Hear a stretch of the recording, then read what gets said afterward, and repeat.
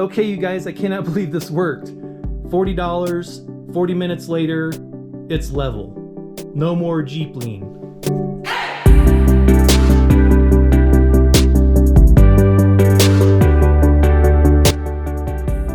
Okay, so what exactly causes Jeep lean anyway? The way I fixed mine makes no sense to me. I mean, no sense at all. But what are the logical things to think about that would cause Jeep lean? All right, so the gas tank's on the passenger side, and if it's full, it may cause it to lean more. Okay, that sounds logical. The battery's also on that side. Batteries weigh a lot. Some people say the torque of the motor that's always twisting the frame the same direction as you're accelerating could cause that spring to sack out, maybe, I guess. Or always put stress on that side. What about the weight of the spare tire? You know, the spare tire on the back, whether you have a small one, a big one, it is some weight back here. And these 37s are no joke. These are pretty heavy. And all the weight of the spare tire sits, whether you have it on your tailgate or you have it on a bumper mount like mine is. That's a lot of weight on the passenger side.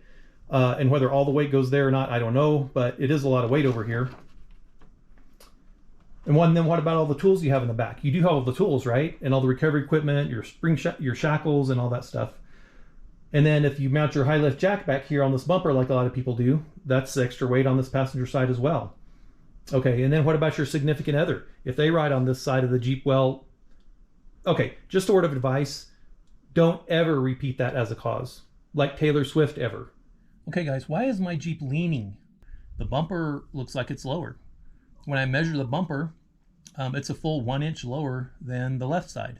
The only thing I can think is maybe the spring has sacked out a little bit more on that passenger side in the rear, or the rubber bushings that should be there to insulate the springs are either gone on that right side or compressed more or worn out more or have slipped out of place or something like that. On the top there is a rubber insulator though.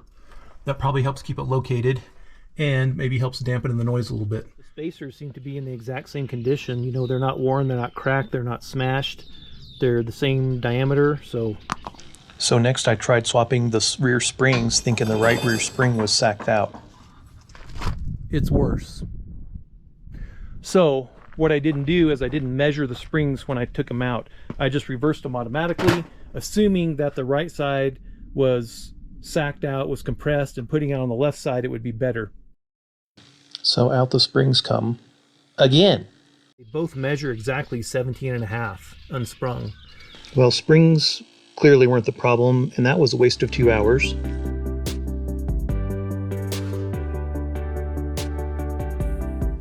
Okay guys, how do you know how much spacer to buy to put on top of your coils in the front or the rear? How do you know how much to buy? Do you buy a 1/2 inch? Do you buy 3/4? Do you buy 1 inch? Do you buy a kit that has everything, which I haven't been able to find, by the way? So I think this simulation here might help us. What I'm trying to do is jack up the front here and see how that changes the rear. Now what I've read on the forums, and you may have read this too, is a lot of people, it sounds like, even though they have lean in the rear, to the right rear, just like most Jeeps have, and a little bit in the front, but mostly in the rear, that they're putting a coil spacer, a spring spacer on top of the spring right here, right there. And that's actually correcting the rear. Now, that doesn't make sense, right? And a lot of people say, yeah, that doesn't make sense, but it seems to be working. So I'm trying to simulate that right now. So basically, instead of putting a spacer in, I'm just using the jack here to jack up the front end. And what I've done is I've taken measurements all over the vehicle. Here, I've jacked up the front here 1/2 inch, and then I've jacked up the front here 1 inch, and I've taken measurements on all sides. Let's just look at those real quick. So right now, the static measurements of the vehicle without the jack on it, just sitting, there's a difference of 7/8 in the rear, okay? There's a difference of 1/2 inch in the front. And so 27.5 on the right, 28 on the left. So it's only a 1/2 inch leaning. It's only leaning a 1/2 inch in the front, but it's leaning 3/7/8, almost 1 inch in the back, and it's really noticeable.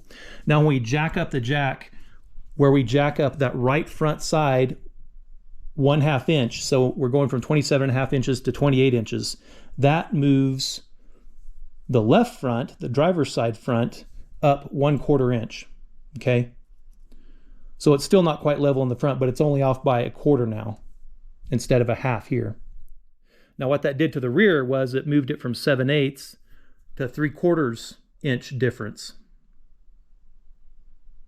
Now, if we jack the jack 1 inch, the right front, that basically makes the front level. I mean, 28 left front, 28.5, 28 9/16 and 28.5 is 1/16 difference. I'm not going to argue with that at all. That's that's unnoticeable to me. In the rear, that changed it to 1/2.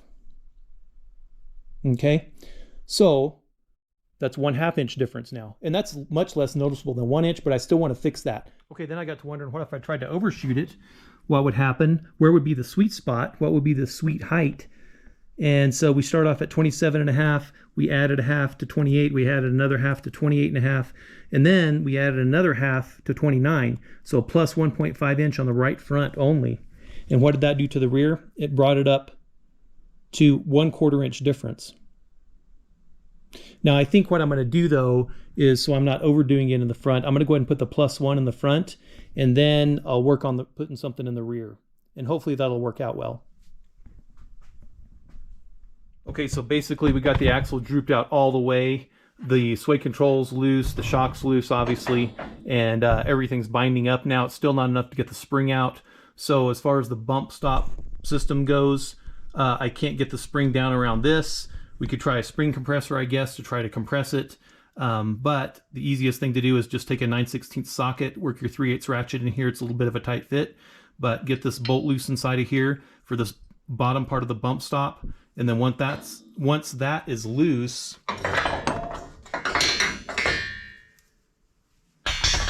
then the spring comes out. And that's the bottom of the bump stop. All right, now, in order to get the full 1 inch out of this, we're going to reuse this. We're going to take the new insert, we're going to put it in the top, and we're just going to seat those together like that. Now, when you go to put this spring in, make sure to set this in the bottom here. We'll slide it up. So let that kind of fall in place for a minute. I'm actually having to put my socket through first, or my ratchet through first, and then put my socket inside and then put it on. Okay guys, this makes no sense to me why this works, but I get the feeling that it's almost like having a table with 4 legs and those stupid little screw-in feet on the bottom that you're trying to adjust up and down and to get it to balance. And that's kind of what this feels like when I'm adjusting this. So we put in the 1 inch spacer in the right front here, and here's the numbers. I mean, look at it. You can tell it looks pretty much level. So here's the numbers. So after 1 inch spring spacer in the right front, here's the front measurements: 28 5/8 on the left, 28 3/4 on the right. So that's a difference of 1/8. I'm very happy with that. I thought it would be 1/4 to 1/2 off. And so in the rear, look at this. This is the kicker. Left rear, 31 1/8, right rear, 31. So that's 1/8 difference too. I thought I was going to have to put a spacer in the rear as well. So, wow, I don't know what to say. Let's go look at the back. Okay, so this looks awesome. I can't believe it's sitting level. It's never sat level before. I'm so happy. Okay, and that's with the spare tire off. Okay, the tank's about half full. Now I've heard arguments, well, if the tank's full, it'll lean. If the tank's empty, it'll kind of... And I've read on forums where guys have filled their tanks. I haven't done this, but I've read where guys have filled their tanks up and measured it and then drove it till it's empty and then measured it and it's the same. So I'm not sure, you know, just based on what they have to say, I'm not sure the tank has a lot to say, a lot to do with that. But in any event, I'm pretty happy. This was an easy fix. It was just not much money at all. It took a little bit of time. But if this will save you the headache from trying to swap springs, thinking your springs are sacked out, and maybe you should do that to begin with just to make sure that you don't have a bad spring somewhere. But this is an easy fix. This gets it level. Okay, so we got the spare back on. We got the sway control in the rear hooked up. We got the shocks hooked back up. It's still, I remeasured it. It's still 1/8 difference. That's all. I was worried that the weight of the spare, there's some argument. Does the spare, because the weight of the spare is over here, does it push the vehicle that way? Or because of the fulcrum effect, is it pulling it this way? I don't know. But the answer is I put the spare back on and that is not a light tire and it didn't move it at all. It's still 1/8. So I am super happy. Yes. All right, so just keep this in mind. I wish I had done this to begin with, but I didn't think about this till later. But basically, what I should have done is measured my distance right here against the coil. So just pick a spot on the coil perch there, make a mark, and use that as your measurement area, so you're measuring at the same spot every time. Instead of, I wished I had measured there. Instead, what I did was I measured right here off the bottom of the frame, right here behind the bumper. So this was not the best idea, because as I was thinking about it later, if you jack the front of your vehicle up, it goes like this, right? Which means there's going to be a bigger change here than there is here. So if you actually measure it here, you might actually get closer to your actual spacer that you need.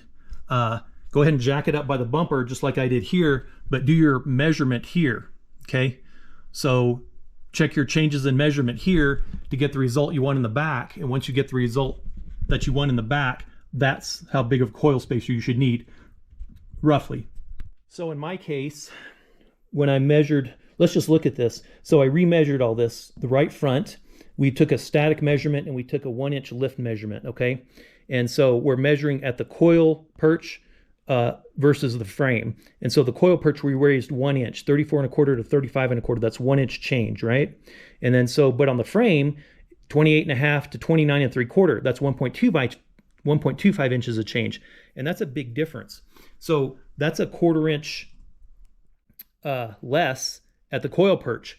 So these old measurements, you'll remember from earlier in the video, these were off the frame. So that was plus 1.5. That gave me a change in the rear of a 1/4 inch. Okay, so if we take this number down to 1.25, which is actually what it would be at the coil perch, 1.25 inches, that's a lot closer to my 1-inch coil spacer.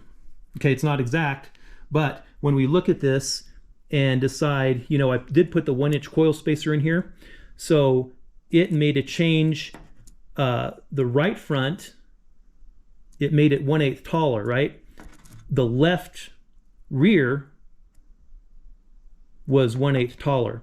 So had I tried to keep driving this up with the taller coil spacer, like if I went ahead and went with the 1.25 inch coil spacer, that might have driven this up to be level in the back, 31 or 31 1/8 and 31 1/8 or something. It would have gotten rid of that, but it would have aggravated this even more and made this more like a 1/4 inch higher on the right front. So I think the 1 inch was a good compromise. So yeah, had I measured at the coil to begin with, that would have gotten me in the ballpark even closer than what I started with.